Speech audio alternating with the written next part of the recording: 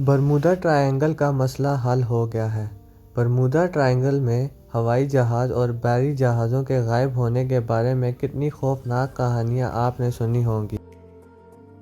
ہمیں اندازہ ہے کہ اٹلانٹک اوشن میں فلوریڈا، پورٹوریکو اور برمودا کے درمیان ایک بڑا علاقہ ہے جس کے لیے یہ خطہ بدنام ہے۔ برمودا میں بڑی مقدار میں بحری جہاز اور ہوائی جہاز یہاں سے غائب ہو چکے ہیں۔ اس کا دوسرا نام شیطانی مثلث ہے۔ وہ تمام غائب ہونے کے واقعات نامعلوم اور غیر واضح حالات میں کچھ ہوائی جہاز اور بحری جہاز کبھی نہیں ملے ہیں۔ اس بارے میں بہت سے نظریات موجود ہیں کہ یہ سب کچھ کیوں ہوتا ہے، پانی کی ٹہنیوں سے لے کر ایلینز اور یہاں تک کہ سمندری بلاؤں تک، لیکن یہ صرف نظریات ہیں۔ رپورٹس 1945 کے مطابق جب 5 امریکی ٹارپیڈو بمبر طیارے اور ایک طیارہ جو ان سب کو تلاش کرنے کے لیے بھیجا گیا تھا، اس دن سے لے کر اب تک مزید 75 طیارے اور کتنے سو بحری جہاز گم ہو گئے ہیں۔ تازہ ترین سانحہ 2015 میں پیش آیا جب کارگو جہاز الفیرو اس علاقے میں لاپتہ ہو گیا۔ فلوریڈا سے پورٹوریکو جانے والے بحری جہاز 1 اکتوبر 2015 کو ریڈار سے غائب ہو گیا اور 31 اکتوبر کو سمندر کی تہہ میں ملبہ پایا گیا۔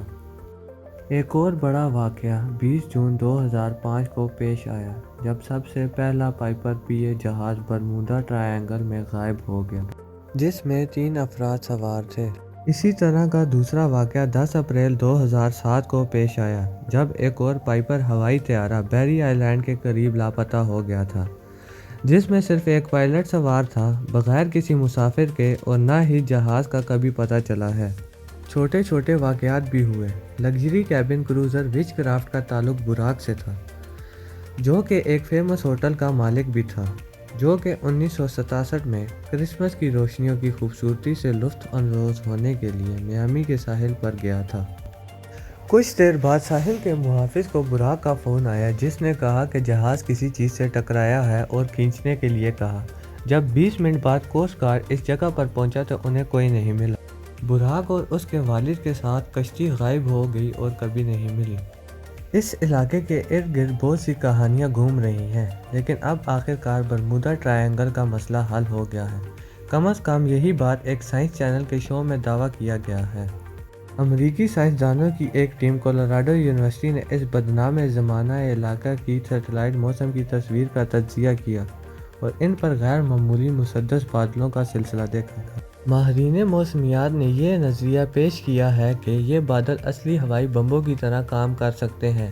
خیال کیا جاتا ہے یہ ہوا کے مہلک دھماکوں کی بنیادی وجہ ہے جو آسانی سے 170 میل پر آور سے زیادہ ہو سکتی ہیں۔ یہ سمندری طوفان سے چلنے والی ہوائیں لفظی طور پر ہوا کو اڑا دیتی ہیں اور اس سے زیادہ کی 45 فٹ لمبی لہریں پیدا کر سکتی ہیں۔ کوئی جہاز اس طرح کے طوفان سے بچ نہیں سکتا اور کوئی بھی ہوائی جہاز اس ہوا کا مقابلہ نہیں کر سکتا۔ بادل عام طور پر سیدھا کنارہ نہیں بناتے ہیں، تاہم سیٹلائٹ کی تصویروں کے مطابق برمودا ٹرائینگل اس اصول سے مستثنیٰ ہے۔ اس نظریے کے اعلان نے برمودا کے بہت سے مزید تحقیق کرنے والے سائنٹسٹ یہ جاننے کی کوشش کر رہے ہیں کہ ایسی بے ضابطگیوں کی وجوہات کیا ہیں۔ اس طرح کی بہترین ویڈیوز دیکھنے کے لیے ہمارا یوٹیوب چینل سبسکرائب کریں۔